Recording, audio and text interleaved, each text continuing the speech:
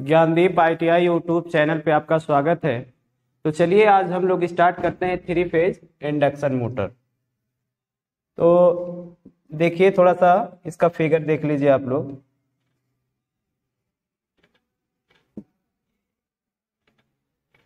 Three phase induction motor, इसको polyphase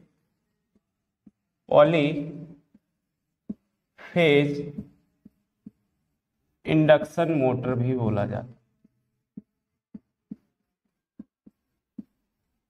अब थोड़ा सा इंट्रोडक्शन के बारे में देख लीजिए आप कि कैसे, यानी आपका जो 3 फेज इंडक्शन मोटर होता है वो कैसे होता है भाई, कैसे उसको पहचानेंगे। देखिएगा, पहली बात देखिए, इसमें जो टर्मिनल बॉक्स बनाए जाते हैं, जैसे आपने जब बाइंडिंग, इसमें जो आपके रोटर हैं, स्टेटर हैं, जब उसकी बाइंडिंग की जाती है तो कहीं ना कहीं उसके टर्मिनल निकल के आते हैं।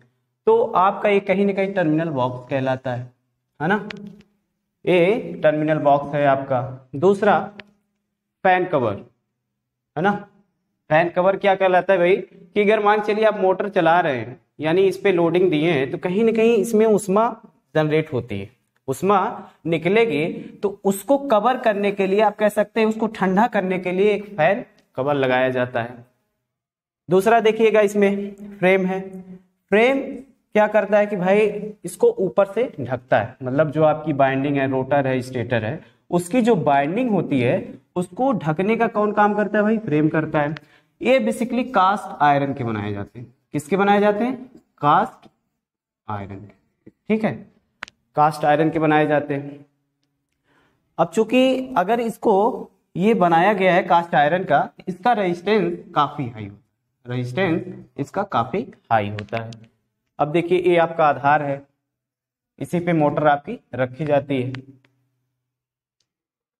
अब देखिए, ये जो पोर्शन है आपका, इसको हम क्या बोलते हैं, शाफ्ट बोला जाता है। इसी से हम लोग क्या करते हैं, लोडिंग लेते हैं, या आप कह सकते हैं इसी पे लोड लगाया जाता है। ये जो शाफ्ट होता है आपका, ये माइल्ड स्टील का बनाया जाता है। इसका बनाया जाता है माइल्ड स्टील का। इधर देख लीजिएगा, इसको माइल्ड स्टील का बनाया जाता है। ठीक है, ठीक। चलिए, इतनी बातें हो गई इसमें, आगे देख लेते हैं हम लोग। आगे देखिए,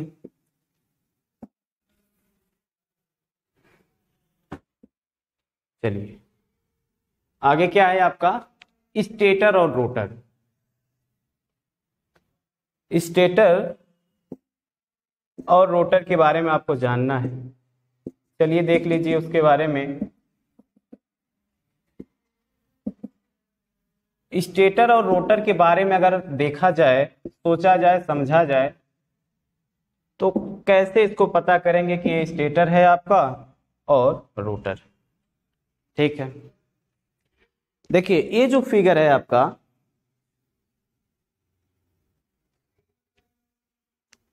ये जो फिगर है,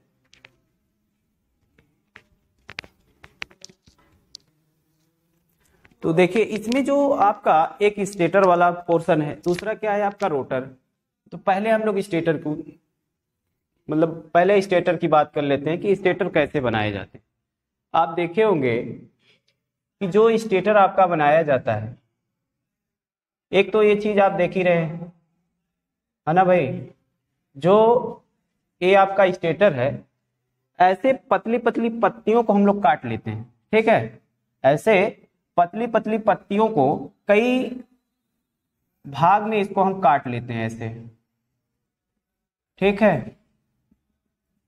फिर इसको हम लोग क्या करते हैं, क्लैंप कर लेते हैं, है ना, क्लैंप कर लेते हैं, और आपकी बाइंडिंग इसी में होती है, ऐसे आगे बढ़ती चली जाती है आपकी बाइंडिंग।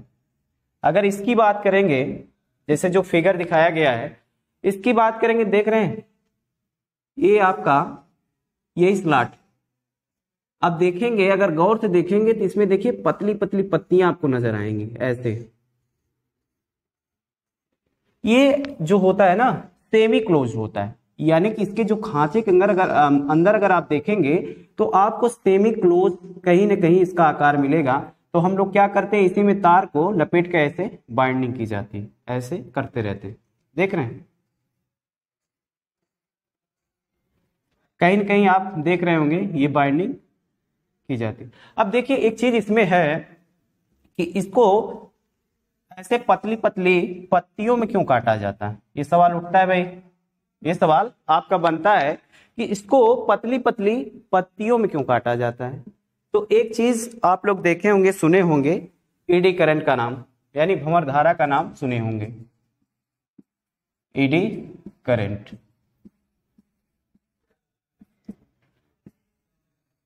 ये चीजें जब उत्पन्न हो जाती हैं तो कहीं ना कहीं आपके मोटर में हीटिंग स्टार्ट हो जाती है ना भाई, हीटिंग स्टार्ट हो जाती है पक्का।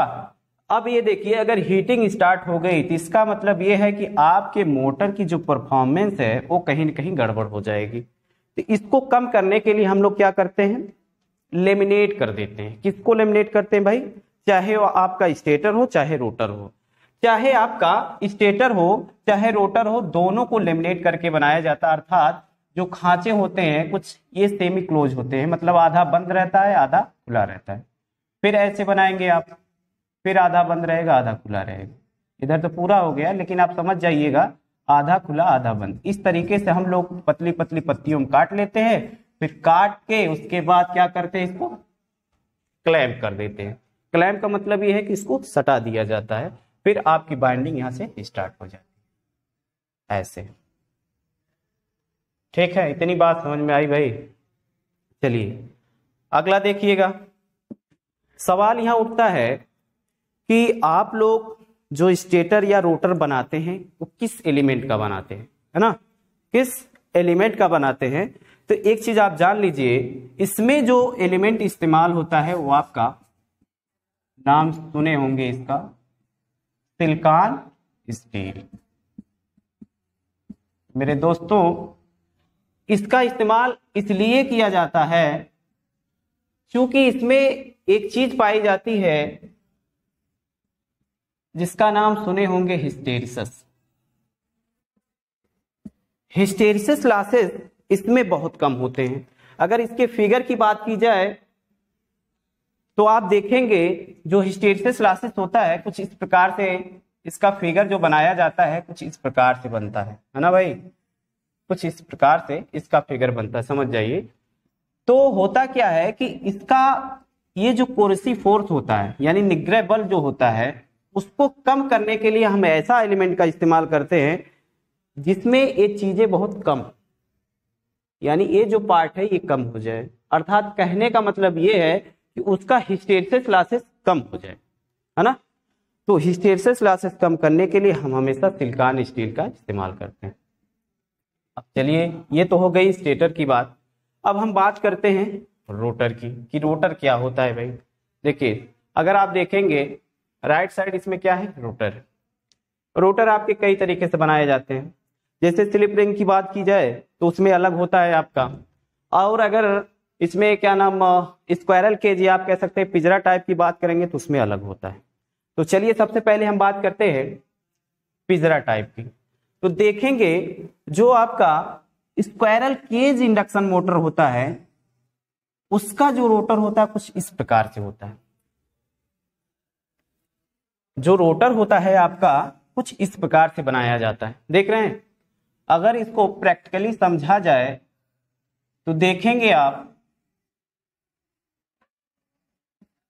इसमें स्लाटें कटी होंगी, आप कह सकते हैं होल्स बनाए जाते हैं इसमें।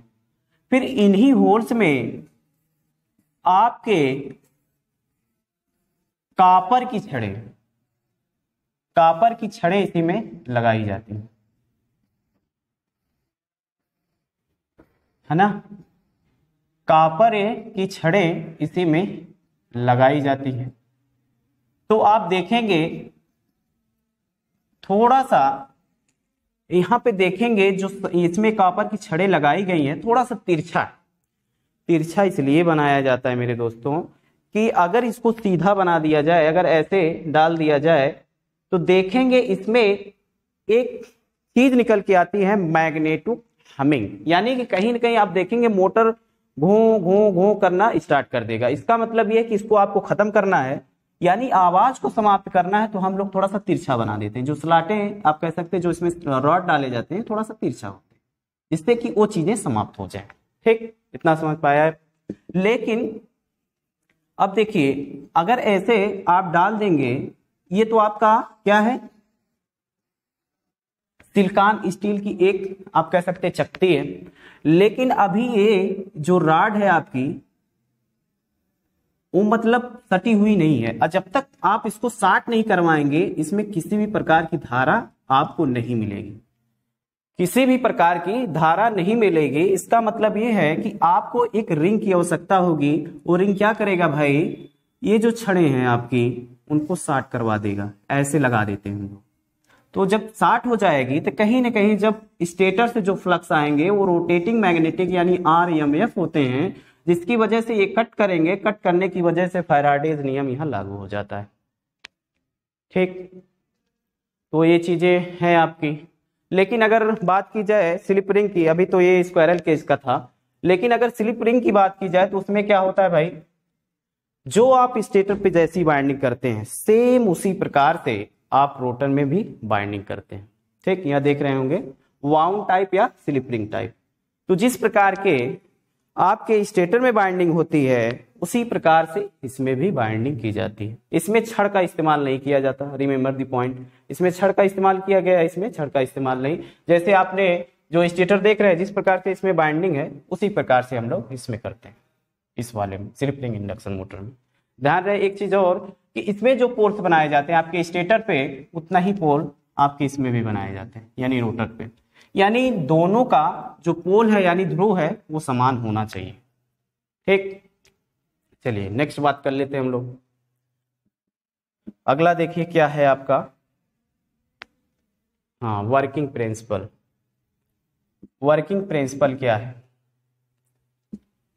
जैसा कि आप लोग जानते होंगे, यहां फिगर में देख सकते हैं आप कि जैसे ही आप स्टेटर पे सप्लाई देंगे तो वहां पे एक घोड़ी चुंबकीय क्षेत्र आप कह सकते हैं कि RMF उत्पन्न हो जाता है। अब चूंकि ये परिवर्तित होता है, आप कह सकते हैं पर सेकंड जो है उसका मान तो फिक्स है, लेकिन उसकी दिशा आप देखेंगे अलग अलग हो रही है। इसका मतलब वो कहीं ना कहीं घूर्णन कर रहा है।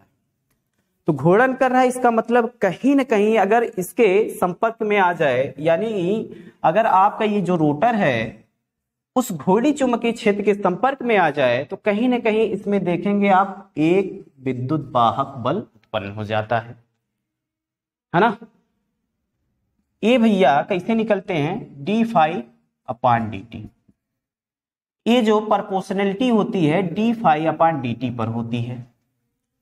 क्यों भैया d∅dt लिखा गया, क्योंकि इसका जो मान है, यानी रोटर में जो फ्लक्स उत्पन्न हो रहे हैं वो प्रति सेकंड बदल रहे हैं। तो जब बदलेंगे इसका मतलब है कि ये साहब आ जाएंगे। तो इनका ये गुण है कि अगर ये आ गए तो जिसके कारण आते हैं उन्हीं का ये विरोध करते हैं, जिनके कारण ये पैदा होते हैं उन्हीं का विरोध करते हैं। अपने समाज में देखे होंगे जो बहुत उच्च लेवल पे होते हैं, या आप कह सकते हैं जो बढ़ना चाहता है, इंसान ही में कहीं ना कहीं विरोध आपको दिखाई देगा। सेम प्रॉपर्टीज इनकी भी है, ये जिनके कारण आते हैं उन्हीं का विरोध करते हैं। अब देखिए ये क्या नाम आपके जनरेट हो गए। जब ये जनरेट हो गए तो इनके कारण एक धारा बहेगी। किसमें बहेगी, आपके रोटर में बहेगी। तो रोटर में जब धारा बहती है तो उसकी जो दिशा होगी, या आप कह सकते हैं जो धारा यहाँ पे आई है उसके कारण एक फ्लक्स उत्पन्न हो जाएगा, है ना। उसके कारण एक फ्लक्स उत्पन्न हो जाएगा। अब जैसे ही फ्लक्स उत्पन्न होगा, इसकी जो दिशा होगी, वो स्टेटर पे जो फ्लक्स उत्पन्न हुआ है, या आप कह सकते हैं, थोड़ा सा यहां देख लीजिएगा, यहां पे जो फ्लक्स जनरेट हुआ या नेस जिसको बोलते हैं हम, या नेस, इसकी दिशा तो क्लॉकवाइज जैसे ऐसे घूम रही है। मैंने कल बताया था आप लोगों को कि इसकी जो दिशा है पहले तो यहां पे थी, फिर यहां पे आ गई, फिर यहां पे आ गई, फिर यहाँ पे आ गई, ऐसे ऐसे रोटेट कर रहा है ये वाला। लेकिन ये वाला जो फ्लक्स उत्पन्न हुआ है आपका रोटर में, उसकी जो दिशा होगी वो विपरीत होगी। उसकी जो दिशा होगी वो इसके विपरीत होगी, यानी इस साइड से घूमेगा। अब देखिए यहाँ पे जो फ्लक्स उत्पन्न हुआ इस साइड से चल रहा है, और यहाँ पे जो फ्लक्स उत्पन्न हुआ इस साइड से चल रहा है।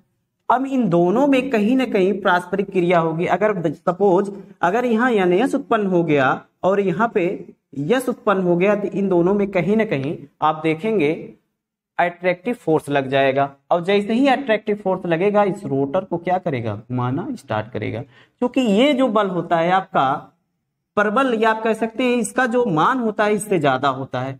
हमेशा इसका मान कम होगा किससे, एस से। तो ये जब ज्यादा है तो उसी की दिशा में कितना डिफरेंसेस बल के जरिए इस पे फोर्स लगा रहा है। डिफरेंसेस का मतलब एस माइनस जो आपका रोटर है उसका बल, इन दोनों का जो डिफरेंसेस है उसके जरिए आपका रोटर घूमना स्टार्ट कर देगा।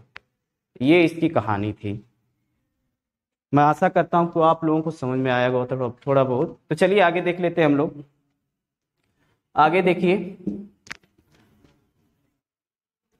अगला क्या है इसमें।